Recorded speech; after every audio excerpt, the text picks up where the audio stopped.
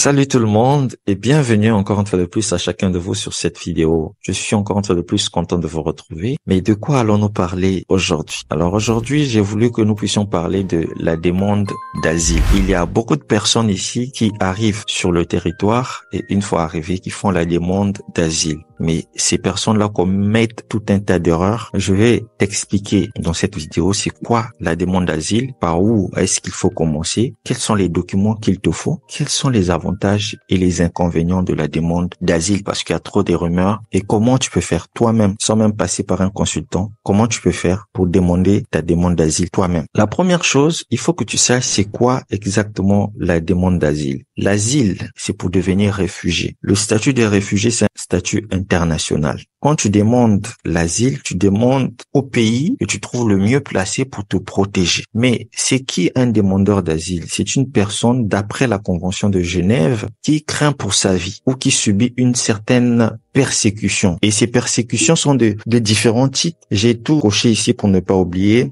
Donc ça fait partie de la race, la nationalité, la religion, le groupe social, l'opinion politique. La race, peut-être dans un pays où on ne tolère pas certaines races, des pays xénophobes, il y a certains groupes, en tout cas tout un pays ne peut pas être xénophobe, mais il y a certains groupes qui supportent pas certaines races. Il y a votre nationalité n'est pas admise dans certains pays et le fait que vous y soyez, vous courez un danger. La religion, vous pratiquez une religion qui n'est pas acceptée dans tel pays et donc vous êtes persécuté pour ça.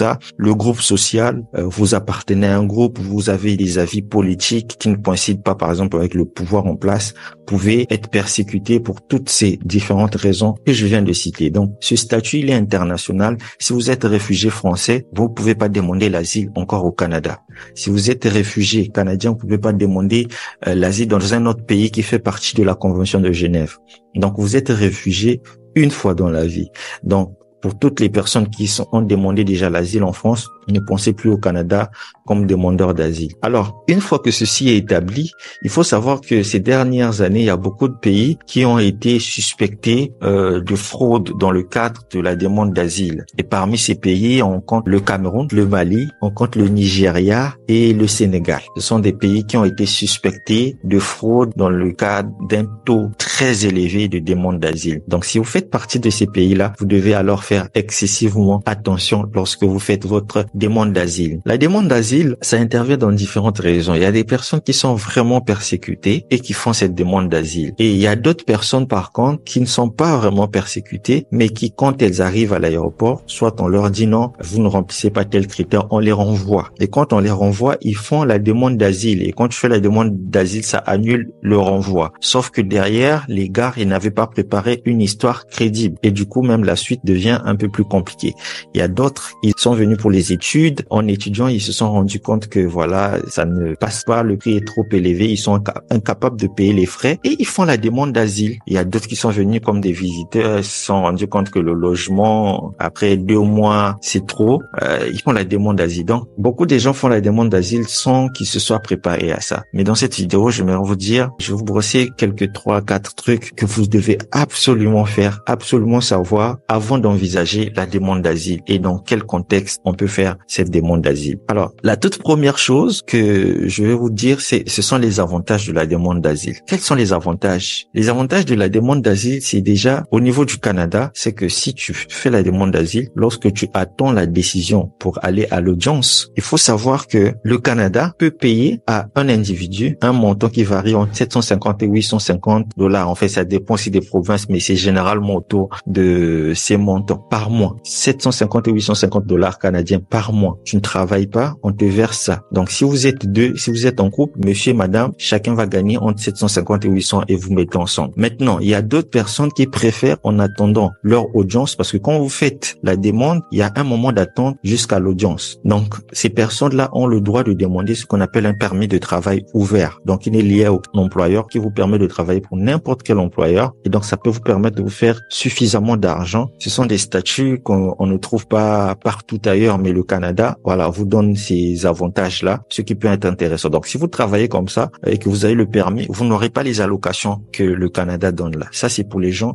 qui n'aiment pas travailler, qui préfèrent rester là, voilà, tranquille. Je pense que c'est même beaucoup plus intéressant pour vous de travailler. Le deuxième avantage, c'est que si vous ne travaillez pas, comme j'ai dit, ben vous avez le permis de travail ouvert. Si vous n'avez pas les allocations, vous avez le permis de travail ouvert. Vous pouvez travailler pour n'importe quel employeur et jongler entre les employeurs. Très intéressant. Et le permis, vous en avez pour une année. C'est-à-dire que si jusqu'à une année, vous n'avez pas reçu votre statut, vous pouvez le renouveler. Donc, c'est renouvelable une année après. Ça, ce sont les avantages un peu qui sont liés à la demande d'asile sur le territoire canadien. Donc, vous n'allez pas beaucoup dépenser déjà en termes de logement et en termes de revenus. Vous êtes un peu tranquille. Mais comment faire cette demande-là? Lorsque vous arrivez dans un point d'entrée, à l'aéroport ou encore à la frontière, vous pouvez faire votre demande d'asile. La première chose des trois choses que je tenais vraiment à ce que vous sachiez, c'est que quand vous avez l'objectif de faire la demande d'asile, il faut que vous ayez d'abord un visa qui vous permet de rentrer sur le territoire. Visiteur, études, n'importe quel visa que vous voulez, il n'y a pas de problème. Il doit être temporaire, pas permanent. Quand vous arrivez sur le territoire, je vous prie de demander votre asile sans dépasser les 5 jours de votre entrée sur le territoire. C'est-à-dire que vous avez passé des mois et ensuite vous demandez non, ne faites pas ça. Pour prouver aux agents que vous êtes vraiment persécuté, vous devez faire votre demande d'asile le plus tôt possible. Pas que vous avez attendu 3 mois, le dernier moment. Non, vous arrivez soit le même jour, soit le deuxième jour, soit le troisième jour, mais ne dépassez pas le 5e jour pour faire votre demande d'asile. Dans le but de montrer à l'agent que vous êtes vraiment dans l'urgence, que vous êtes vraiment persécuté,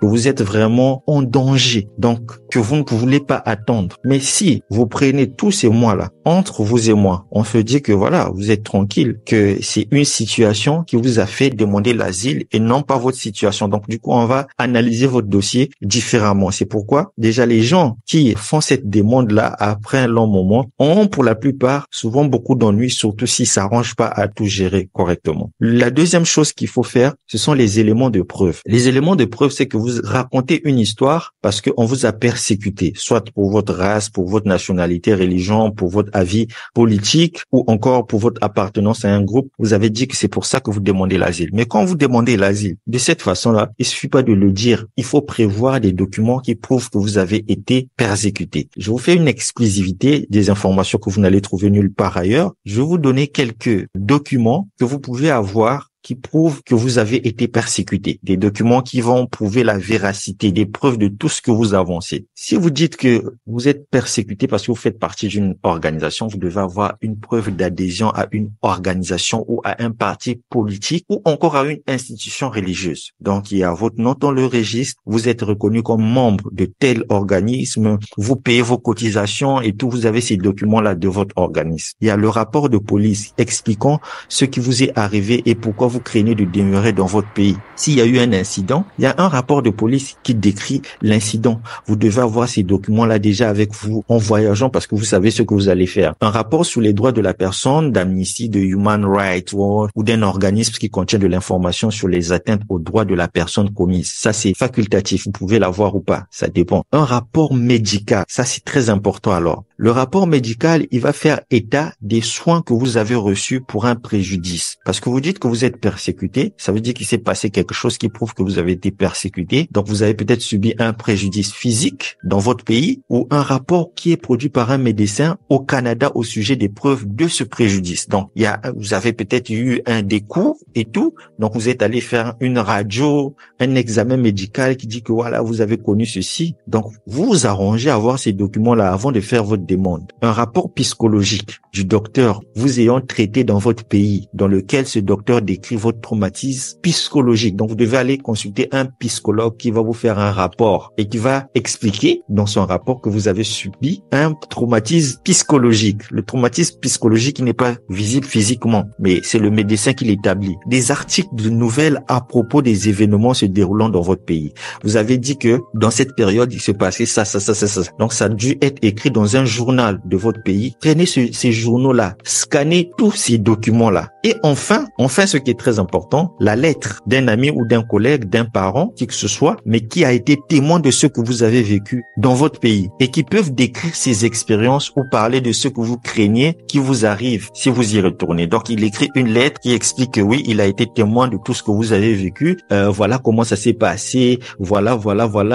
Et il a peur que si vous retournez ici, ça peut dégénérer, ainsi de suite. Quand vous avez tous ces documents-là, vous avez alors les preuves pour votre demande d'asile. Mais si vous n'avez pas tout ça, ne demandez pas l'asile. Et donc, si vous arrivez sur le territoire et que vous avez peur d'être refoulé à l'aéroport et que vous dites que si vous êtes refoulé, vous allez faire une demande d'asile, préparez tout ça. Là, je vous donne le secret pour que vous ne puissiez pas dépenser $5,000, $6,000 parce que vous êtes dans l'urgence, vous devez prendre un consultant assez rapidement. Vous comprenez? Le troisième et le dernier élément, c'est que c'est l'histoire que vous racontez. Beaucoup de personnes, quand elles sont coincées à l'aéroport, on dit non, vous allez être refoulé, qui font la demande d'asile, ils vont dire une histoire comme ça. Voilà, un récit, voilà, juste qui va tenir la route. Mais comme c'est pas une histoire vraie, quand ils vont arriver à l'audience, généralement ils racontent une autre histoire et puis on leur fait le refus. Voilà, on leur refuse le statut de réfugié. Et ça, c'est très dangereux. Donc votre histoire, elle doit être constante du début jusqu'à la fin. C'est pourquoi avant d'arriver sur le territoire, préparez votre histoire, que votre histoire soit cohérente, qu'elle tienne la route. Oh my! Et c'est possible de faire la demande d'asile et c'est possible de l'obtenir. Je connais des gens qui l'ont fait eux-mêmes. Je connais aussi des gens qui passent par des consultants. D'autres, ça marche, d'autres, ça ne marche pas. Bien qu'ils passent par des consultants, ils sont obligés de faire des recours. D'autres ont eu la chance que ce sont des avocats qui font des recours. Mais il y a des principes dans la vie. Tu les respectes, ça marche. Tu veux de la nourriture cuite, tu la mets au feu. Le feu va faire cuire la nourriture. Si tu n'as pas de feu, ça va pas marcher. Donc ici, les choses que je vous dis, c'est de demander à temps, avoir des preuves et d'avoir une histoire cohérente. La même histoire que tu as racontée aux agents. Dès que tu sors des mots de ta bouche là, garde cette histoire-là. Parce que souvent, le mensonge, on l'oublie très vite. Donc, si tu veux aller écrire chez toi à la maison, tu écris, mais tu gardes la même histoire. C'était Circana avec votre hôte, Shadrach. Si vous êtes intéressé par ce que je viens de partager avec vous, n'oubliez pas de partager cette vidéo à un ami, à un collègue, à qui que ce soit. Ça va vraiment être d'une grande aide. Et si vous n'êtes pas encore abonné, faites-vous plaisir. N'oubliez pas d'appuyer sur le gros pouce bleu. On se retrouve prochainement pour d'autres vidéos. Si vous avez des questions, vous laissez en commentaire. Si vous voulez que je vous accompagne personnellement, vous écrivez via le mail circana@outlook.com. Ciao, ciao.